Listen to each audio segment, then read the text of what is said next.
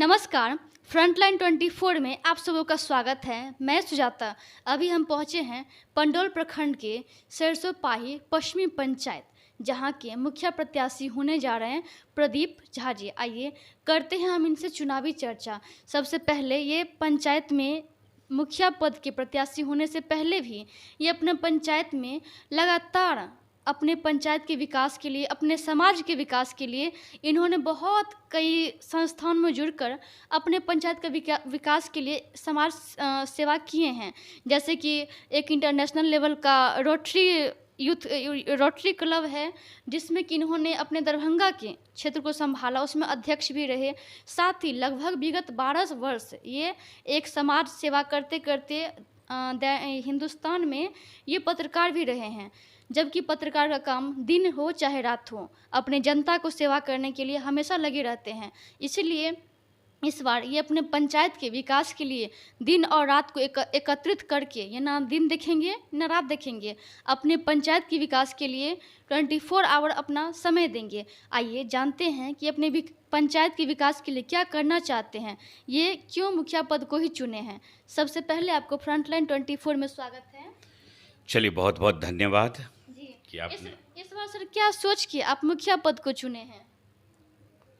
सबसे पहले मैं प्रदीप कुमार झा सरसोपाही पश्चिमी पंचायत के अपने तमाम सम्माननीय जनता जनार्दन मतदाता मालिक को नमस्कार, प्रणाम, आदाब, सलाम करते हैं। आइए, इसके बाद आपने पूछा कि क्या उद्देश्य है हमारा। हाँ, आपने सही कहा। मैंने पत्रकारिता किया 12 साल हिंदुस्तान अखबार में, और पत्रकारों का कोई नियत समय नहीं होता है। वो 24 आवर ऑन ड्यूटी होते हैं, कब कहाँ कोई घटना हो और उन्हें जाना पड़े। और मैंने पत्रकारिता किया।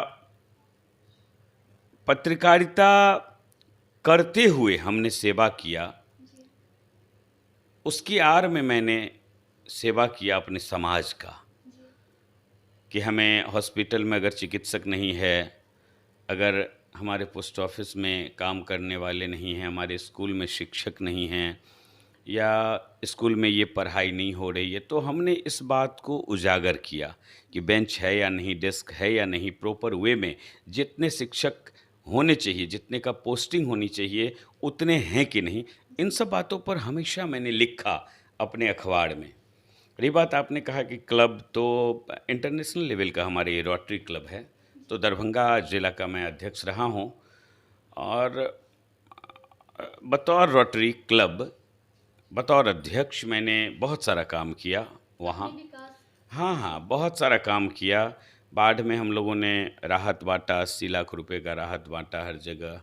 कहीं अगलगी होती है उसमें बांटते हैं हम लोग। स्कूल को गोद लेते हैं, मिडिल स्कूल को हैप्पी स्कूल बनाते हैं। विंस के तहत हम लोगों का कार्यक्रम वॉश बेसिन का चलता है बच्चों के लिए।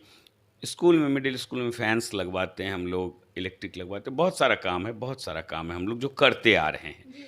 लेकिन एक कसक रही हमारे अंदर कि हमने अपने घर के लिए कुछ नहीं किया। जहाँ हमारा गांव है, जहाँ हमारा घर है, मैंने उसके लिए कुछ नहीं किया। तो इस कसक को पूरा करने का एक मन था हमारे अंदर, और पता नहीं हमारी सरसोपाही की जनता को क्या सूझा, और उन्होंने मुझे आमंत्रित किया कि आप आइए, आप चुनाव लड़िए। और बहुत सारे हमारे यहाँ जो इष्ट मित्र हैं, हमारे जानने वाले हैं, हमारे बड़े बुज़ुर्ग हैं, उन्होंने मुझे आदेश दिया कि आप चुनाव लड़ें, क्योंकि 15 साल से बदलाव लोग चाह रही है, पर बदलाव नहीं हो रहा है। वजह एक है कि उन्हें कैंडिडेट अच्छा नहीं मिल रहा है, ऐसा उन लोगों ने बताया। तो मैंने कहा कि भाई, हम तो क्लब वगैरह, संस्था वगैरह चलवाते हैं, हम उसके पदेन रहे हैं, बहुत सारी संस्थाओं में हम हैं, तो मुखिया चुनाव लड़ें हम। तो ठीक है, आप लोगों का आदेश है, हम आगे चुनाव लड़ने आ गए। हमें लगा कि नहीं, अगर हम मुखिया बने, हमारे पास पद रहा, तो हम अपने कद का इस्तेमाल कर सकते हैं, क्योंकि अभी कद तो है हमारे पास, पद नहीं है। सर, एक पंचायत के विकास के लिए, एक समाज के विकास के लिए सबसे जो अहम रोल निभाता है वो है शिक्षा और स्वास्थ्य। तो वर्तमान में या इससे पूर्व आपके पंचायत का शिक्षा और स्वास्थ्य का क्या स्थिति रहा? वही मैं बताने जा रहा था। जी। जैसे हमारे यहाँ अभी स्वास्थ्य का हाल ये है जी। कि हमारे पंचायत में जो अभी अस्पताल है, जी। बहुत पुराना अस्पताल है, कभी राजकीय औषधालय हुआ करता था। जी। उसके बाद वो बना अतिरिक्त प्राथमिक स्वास्थ्य केंद्र। जबकि हमारा जो ये अस्पताल है वो प्राथमिक स्वास्थ्य केंद्र होने का सारा मानक पूरा करता है। आपको बताऊं कि हमारे अस्पताल का 9 किलोमीटर का रेडियस है। पूरब में झंझारपुर, पश्चिम में सकरी, उत्तर में पंडौल और दक्षिण में चनौर मनीगाछी में हॉस्पिटल है। तो ये जो 9 किलोमीटर का रेडियस है, यहाँ के जो मरीज़ आते थे पूर्व में यहाँ इलाज करवाने, लेकिन विगत 15 सालों से यहाँ चिकित्सक उपलब्ध नहीं हैं। लेकिन हमारे जनप्रतिनिधि जो हैं उनके कानों पे जूं नहीं रेंगती है, वो इस मुद्दे को नहीं उठाते हैं, इस पर ध्यान नहीं देते हैं। इसके लिए उन्हें सिविल सर्जन से पत्राचार करना होगा, स्वास्थ्य मंत्रालय बिहार सरकार से पत्राचार करना होगा, स्वास्थ्य मंत्रालय केंद्र सरकार से पत्राचार करना होगा। आप प्रयास तो करें। आप प्रयास ही न करेंगे तो फिर क्या होगा? कुछ नहीं हो सकता है। बच्चा जब रोता नहीं है, जब तक मां उसकी दूध नहीं पिलाती है, तो जब तक आप आवाज नहीं उठाएंगे तब तक सरकार आपके साथ नहीं होगी। आपको आवाज उठाना होगा और वो आवाज प्रखर आवाज होनी चाहिए। वो आपको मुखरता से उठाना पड़ेगा, तब आपको चिकित्सक मिलेगा। आइए आपको बताऊं शिक्षा की व्यवस्था। हमारे यहाँ बिहार सरकार हर स्कूल में कंप्यूटर शिक्षा को अनिवार्य किया है, लेकिन हमें नहीं लगता है कि हमारे मदरसा में, हमारे मिडिल स्कूल में, हमारे हाई स्कूल में पूरी व्यवस्था अभी तक हुई है। अच्छा, सरकार ने तो ये योजना दिया, लेकिन उसे लाना एक जनप्रतिनिधि का काम है कि हमारे यहाँ क्यों नहीं आया। तो हम उसके लिए शिक्षा विभाग से पत्राचार करेंगे।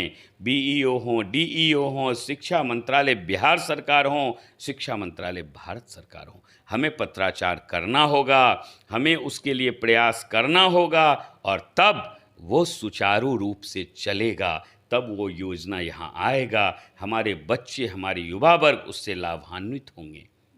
लेकिन हम तो इस बात पर किसी जनप्रतिनिधि का ध्यान ही नहीं देखते हैं।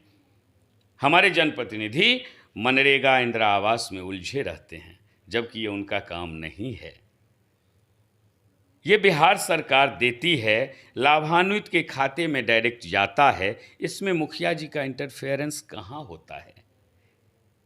और जहां इंटरफेरेंस होता है वहां आप पक्का समझिए कि कुछ न कुछ पैसे का लेन देन, कमाई वगैरह होने का चांस है, तभी मुखिया जी उस पर ध्यान देंगे। अन्यथा आप बड़े कामों पर ध्यान दीजिए। आपका काम है हमारे गांव में अस्पताल में क्या प्रॉब्लम है, हमारे गांव के स्कूल में क्या प्रॉब्लम है, हमारे गांव के पोस्ट ऑफिस में क्या प्रॉब्लम है, हमारे गांव के सड़क पे पानी क्यों जमता है, नाला क्यों नहीं होता है, हम नाला निर्माण के लिए क्या प्रयास कर सकते हैं, आप उसके लिए प्रयास कीजिए।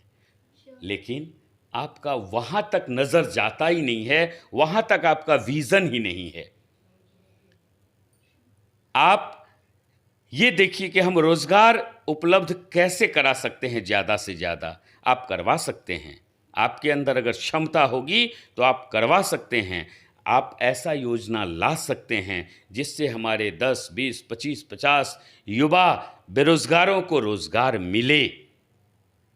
आज भारतवर्ष ही नहीं, भारतवर्ष में भी और भारतवर्ष से बाहर भी कई सारे बड़े बड़े एनजीओ हैं जो स्वास्थ्य पे, शिक्षा पे, स्वच्छता पे, विभिन्न तरह के योजनाओं पे काम करते हैं। लेकिन आपके पास वो कैसे आएगा? उसके लिए आपको प्रयास करना होगा कि आज अमेरिका में है, आज ब्रिटेन में है, जापान में है, कनाडा में है या भारतवर्ष में है, आपको पता लगाना होगा कहाँ का एनजीओ किस क्षेत्र में कितना काम करना चाहती है। आप प्रयास कीजिए कि वो हमारे क्षेत्र में आकर काम करे। अच्छा, कोई अमेरिका से अगर कोई एनजीओ आएगा आपके यहाँ काम करने, हमारे यहाँ काम करने, तो जाहिर सी बात है अमेरिका से वो लेबर नहीं लाएगा। वो अमेरिका से अदर जो इंफ्रास्ट्रक्चर में जो लगता है मैन पावर, वो नहीं लाएगा अमेरिका से, तो वो यहीं के लोगों को रखेगा।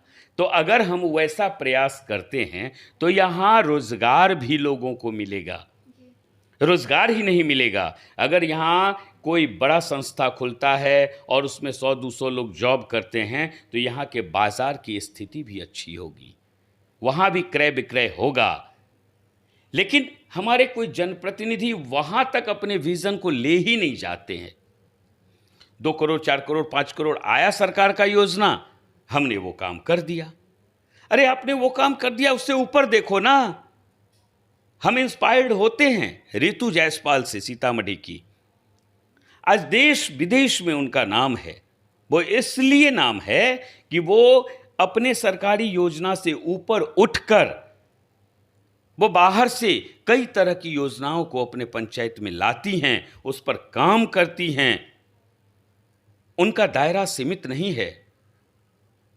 हमारे जनप्रतिनिधि को ये समझना चाहिए कि आपका दायरा सीमित नहीं है, आप बहुत कुछ कर सकते हैं। आप करें, हो ना हो, प्रयास तो करें।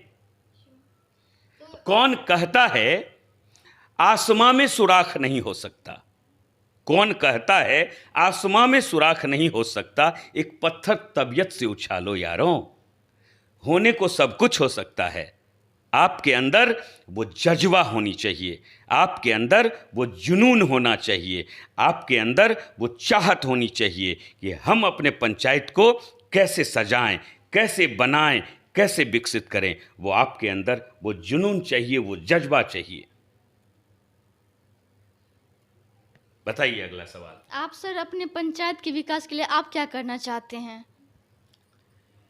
हमारा मूलभूत जो उद्देश्य है, मुख्य जो हमारा उद्देश्य है, वो जो सरकारी योजनाएं चल रही है, चाहे अन्नपूर्णा हो, अंत्योदय हो, मनरेगा हो या इंदिरा आवास हो या जो भी योजनाएं, चूंकि हमें मालूम नहीं वो सब है, तो उसमें हमारे किसी भी जनता को 4 आना पैसा नहीं देना पड़े, उसमें कोई बिचौलिया ना रहे। सबसे पहले इस बात पर ध्यान देना है कि उसमें बिचौलियागिरी खत्म हो, उसमें जो उन्हें कहीं कमीशन लगता है या घूस लगता है वो खत्म हो।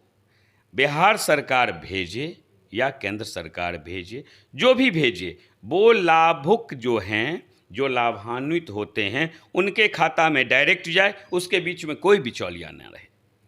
सबसे पहला काम हमारा ये होगा कि ये भ्रष्टाचार को ख़त्म किया जाए।